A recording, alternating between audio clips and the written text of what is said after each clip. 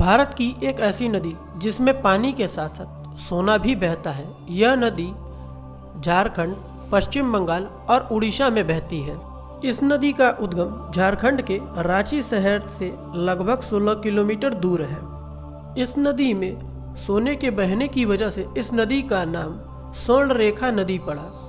कई शोधकर्ताओं ने यहाँ शोध किया, फिर भी वो इस बात का पता नहीं लगा पाए कि इस नदी में सोना कहाँ से आया है।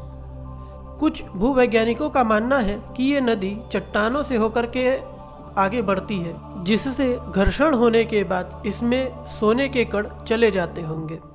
इस बात में कितनी सच्चाई है इस बारे में तो कोई नहीं जानता, लेकिन फिर भी ये तो सच है कि इस नदी में सोना पाया जाता है। नदी अपने उद्गम स्थल से निकलने के बाद अन्य किसी नदी से नहीं मिलती, ये सीधे बंगाल की खाड़ी में गिरती है।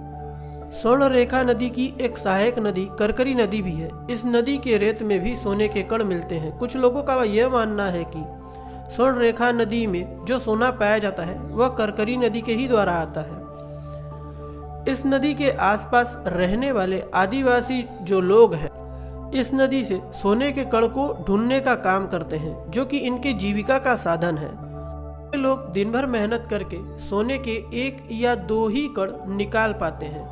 ये लोग सोने के एक कण को बेचकर 80 से 100 रुपए तक कमाते हैं और महीने भर में ये लोग 5 से 8 हज़ार रुपए तक कमाते हैं।